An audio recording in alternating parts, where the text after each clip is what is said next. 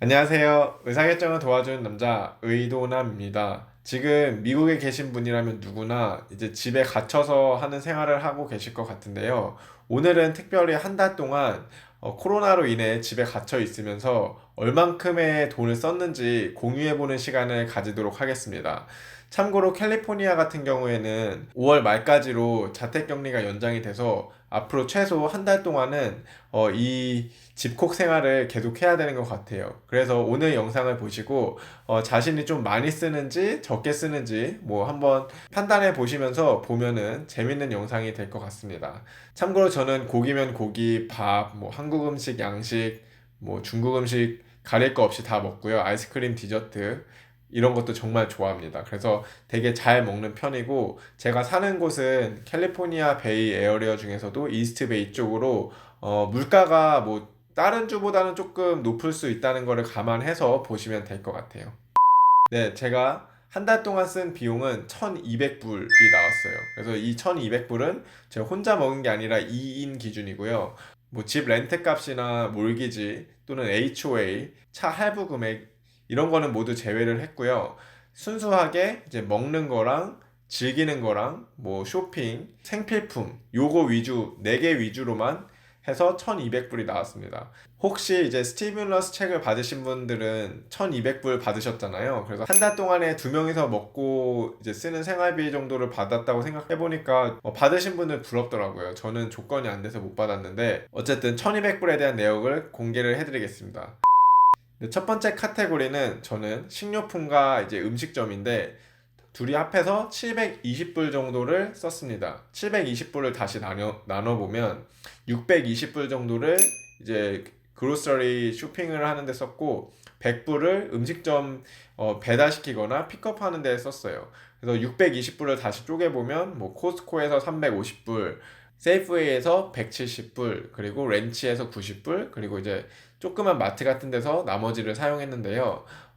장은 총 3번을 봤고요. 코스코에서 특히 갔을 때 제일 많이 쓴 것 같아요. 그래서 그때 이렇게 자택격리가 완전히 되기 막 시작할 때쯤 부랴부랴 가서 뭐 고기, 식빵, 와인, 뭐 연어 얼린 거, 냉동식품들 이런 것들을 많이 사와서 돈이 많이 들었고 그 이후에는 조금씩 필요한 거 위주로 보충을 하면서 네, 샀던 것 같아요.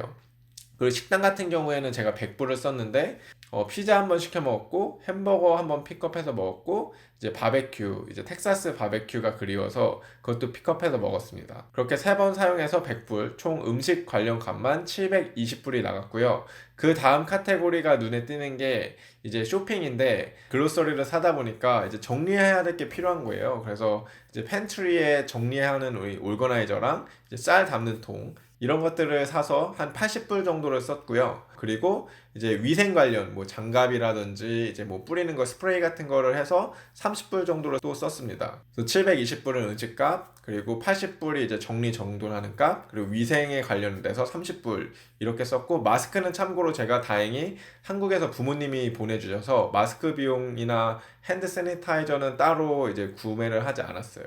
그 다음 카테고리가 바로 쇼핑인데요.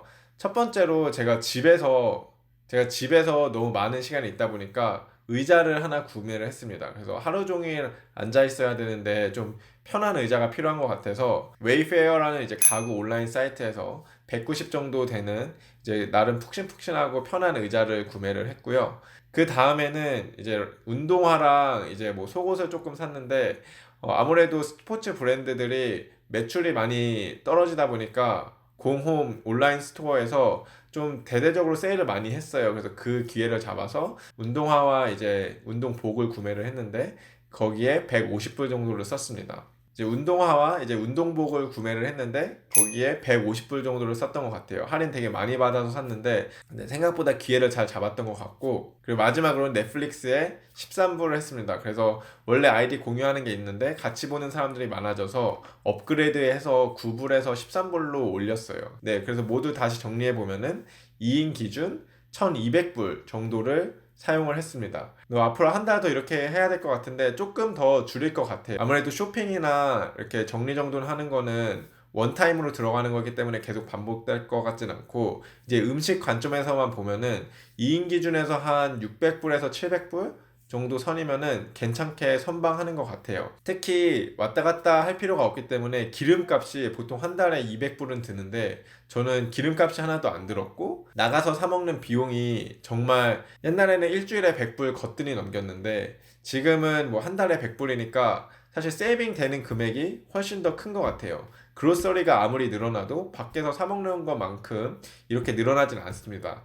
다만 제가 하나 추가한 게 이제 와인 서브스크립션을 추가를 했는데 원래 나파 가서 와인을 많이 사오는 편인데 나파 와이너리가 닫아서 와인 서브스크립션 서비스를 하나 구매를 해서 즐길 예정입니다. 앞으로 언제까지 이 생활이 계속될지 모르겠지만 어느 정도 자신의 지출을 생각해 보시면서 이제 플래닝 하면은 좀 더 알뜰하게 이 시기를 헤쳐나가실 수 있을 거라고 생각을 합니다. 네, 제가 이렇게 한 달 동안 쓴 내역을 공유를 드렸는데 도움이 되면 좋겠고요. 집에서 안전하게 이 생활 잘 해나가시길 바라겠습니다.